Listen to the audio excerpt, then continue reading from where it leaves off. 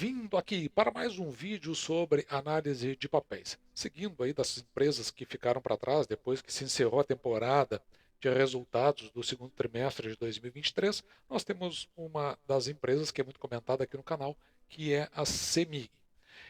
Será que a CEMIG teve bons resultados? Será que neste momento a ação está se oferecendo para que a gente possa fazer o ingresso ou até aumentar a posição?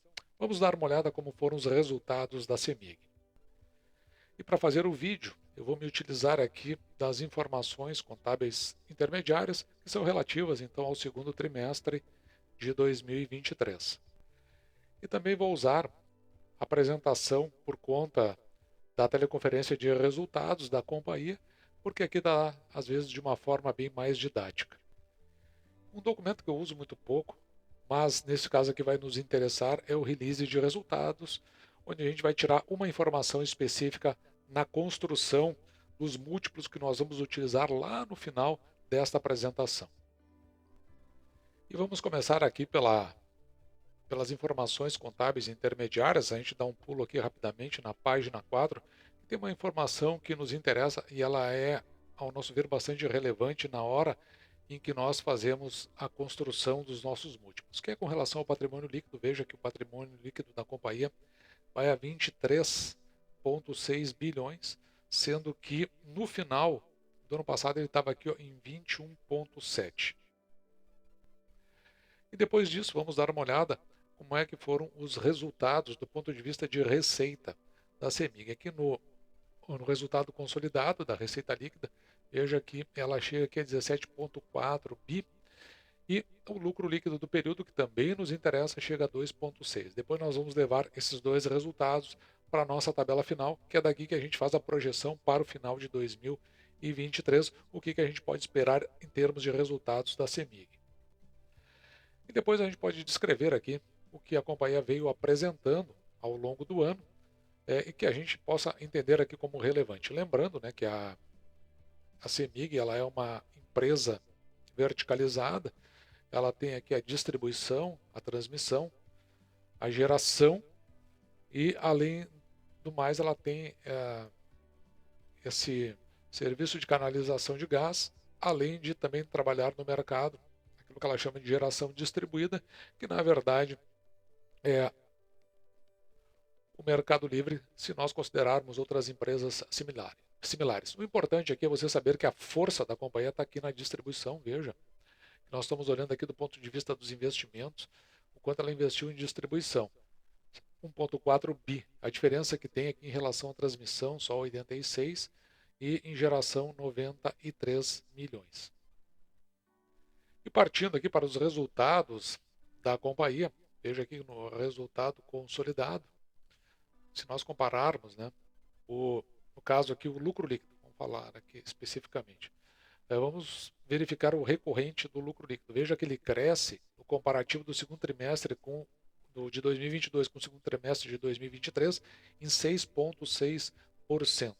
O IFRS, o lucro IFRS da companhia, ele vai a 1,2 bilhões. E é o que nós vamos utilizar na composição para fazer os nossos resultados por conta dos múltiplos lá no final. Claro que, como é IFRS, ele não tem efeito caixa, ele só é para fins contábeis. Você vai ver que tem essa subida aqui de 50 para 1,2 bi, de 50 milhões para 1,2 bi, crescendo 2.390, quase 2.400%. Mas o que você vai considerar, de fato, é o recorrente, que é o que interessa para nós do ponto de vista de entender como a companhia está crescendo. O IFRS a gente utiliza com a finalidade de fazer a... Como aqui a questão é que nós trabalhamos com projeção. Então nos interessa muito mais na projeção o IFRS, porque ele tem aquilo que a gente chama regime de competência, ou seja, por isso que o resultado contábil nos interessa mais, porque a gente fala com projeção. Já, se a gente estiver falando em regime de caixa, bom, aí interessa mais o que é o efeito direto ali no caixa da companhia, para fins principalmente de pagamento de proventos, então a gente vai utilizar esses resultados recorrentes. Então, por isso que a gente faz essa distinção. Com relação aos custos e despesas, aqui na parte dos custos e despesas operacionais, veja que tem uma queda aqui de 13%. Para que você tenha uma ideia ao que está se referindo, esse PMSO, que são as despesas administrativas e despesas de pessoal, ele na verdade ele sobe de 1 bilhão e 51 milhões para 1,1 ou 1 bilhão e 146 milhões. O que houve redução foi nos demais custos aqui. Em particular, este que é o de compra de energia, lembrando os efeitos que aconteceram de 21 para 22, por isso que no comparativo do segundo trimestre de 22 com o segundo trimestre de 23, a gente vê essa redução que implicou lá no final, nessa redução dos custos e despesas operacionais em, deixa eu pegar uma marca melhor, implicou aqui em 13,8%.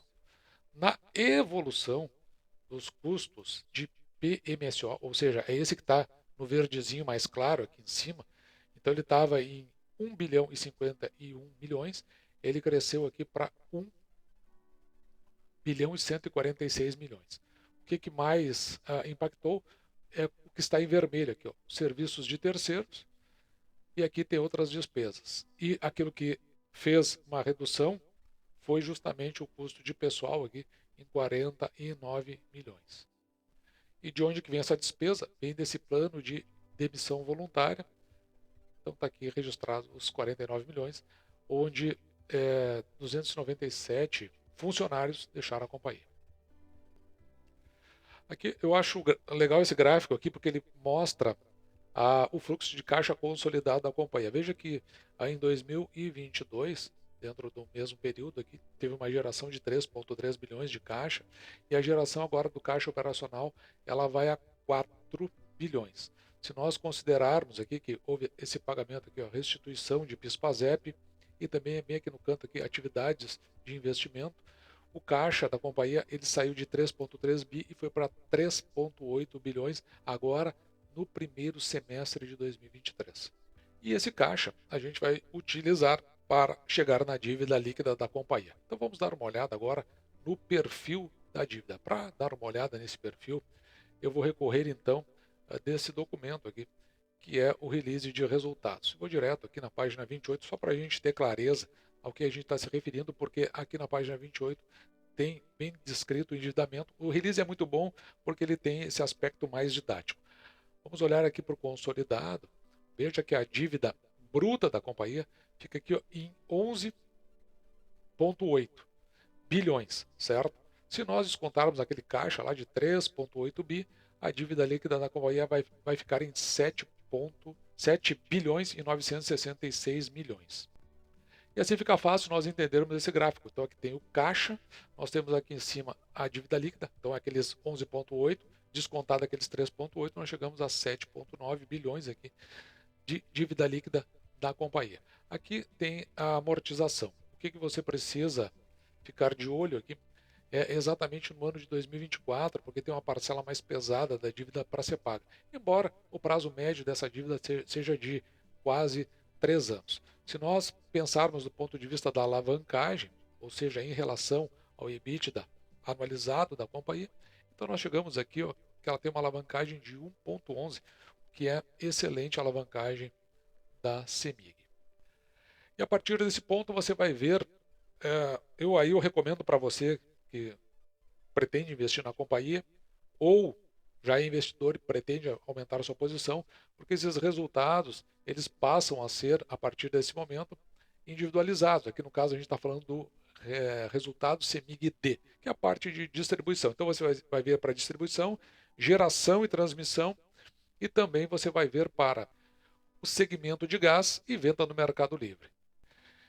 E apenas para falarmos de um segmento específico, que é a CEMIG GT, geração e transmissão, quero chamar a atenção para esse item aqui que foi colocado na apresentação. Veja aqui, participação no leilão de transmissão, o número 1 de 23, que aconteceu em junho agora, com disciplina financeira. Então quer dizer que a companhia ela tem caixa, a companhia ela tem o segmento de transmissão e provavelmente ela deve entrar aí de novo no leilão que terá no final do ano, o maior leilão até então no segmento de transmissão, junto com as demais. Então se você é acionista da companhia ou pretende ingressar, fique de olho porque isso aqui vai fazer parte da construção do projeto CEMIG. E agora podemos trazer todos os dados que levantamos para o nosso quadro de múltiplos, ou seja, os indicadores da CEMIG. Nós tínhamos feito uma projeção aqui para 2023.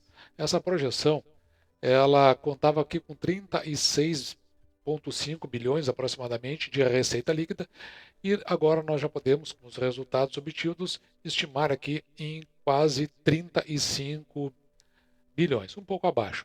Mas tem um aspecto positivo, que é exatamente com relação ao lucro líquido, que nós tínhamos uma projeção de 4,3 bilhões e agora temos uma de 5,2. Ele evoluiu bastante, principalmente por fatores que nós vimos ali de redução dentro dos custos operacionais. Com isso, nós tínhamos uma projeção de R$ 1,30 por ação, lembrando que nós estamos falando aqui de CEMIG 4, e com o resultado obtido em termos de lucro líquido, mas principalmente considerando que a companhia até o presente momento, ou seja, nós já estamos no 8º mês do ano, ela distribuiu perto de 50 centavos, então é pouco crível que ela vá muito para perto desses R$ 1,30. Então a gente preferiu trabalhar com payout mais baixo aqui de 45% e considerar um dividendo a ser pago até o final do ano de R$ 1,08 aproximadamente. Esse R$ 1,08, se nós dividirmos isso por 6%, e por que 6%? É o mínimo que aceitamos receber em proventos pelo valor que pagamos pela ação. Desta forma, nós teríamos um preço teto de R$ 18,01. Lembrando que até o presente momento, em média, nos últimos 5 anos, a CEMIG pagou em torno de 93 centavos, o que dá um preço teto de R$ 15,64. E esse é um dado bastante interessante, porque veja, entre os R$ 18,01 projetados e os R$ 15,64, que é preço teto conforme se apresentou no passado, ao tempo em que estávamos fazendo esse vídeo, a cotação da ação estava a R$ 12,53. Então isso é um bom sinal de que talvez a ação esteja aí se oferecendo. Olhando aqui para o patrimônio líquido, dê uma olhada, que no fechamento do ano passado, como nós vimos, estava em torno de 21,7 bilhões e agora está em 23,6, um crescimento de 8,41% em patrimônio líquido, o que é bastante elevado, principalmente que nós estamos considerando os primeiros 6 meses do ano. O preço da ação, aqueles R$ 12,53, quando dividido pelo valor patrimonial por ação em 1,17, é um indicativo, e aqui é para fins do método do canal, que entre 1 e 2, nós consideramos que a ação ela não está nem caro nem barato frente ao seu valor patrimonial. O preço da ação, dividido pelo lucro líquido por ação em 5,22, significa que se você comprar a ação a R$ 12,53, você vai receber de volta, em mantendo-se esse lucro líquido, em aproximadamente 5 anos e 3 meses. E veja aqui, digamos que esses proventos sejam de fato confirmados. Então, isso significa que tem condições da CEMIG fazer o pagamento de um dividend yield de 8,63%. 8,63% está bem acima dos 6% que nós procuramos. Portanto, a gente tem um entendimento que a ação se oferece e, além disso, ela nos paga proventos acima da expectativa que nós consideramos. E no final, eu sempre deixo um comparativo. Neste caso aqui, elétrica a elétrica, agora com a Auren, a S Brasil, CPFL Energia, e tem outras empresas que nós analisamos, colocando desta vez a CEMIG. Lembrando que essa tabela ela vai para o Instagram do canal mh.investir, onde você vai poder comparar. Haverá outras empresas lá, como Taesa, Isacetep, Neoenergia, entre outras tantas, inclusive bancos e no segmento de seguros também. Eu já tinha mencionado aqui no canal, eu considero a CEMIG uma ótima companhia, realmente eu considero colocar ela na carteira do canal, embora já tenha elétricas aí, me parece até o suficiente, mas uma troca ali seria bem viável. Por exemplo, eu tenho Taesa, 3 e Taesa 4, a ordinária e a preferencial. É possível trocar aquela que eu tenho menos, que é a Taesa 4, por CEMIG, porque elas estão dentro do mesmo segmento. Só vou verificar a possibilidade disso acontecer diante de uma contextualização que a gente coloca vinculada com dividendo inteligente. Se isso aí acontecer, eu trago o método aqui no canal. Dito isso, vou ficando por aqui, me despeço de você e deixo, como sempre, o meu grande abraço!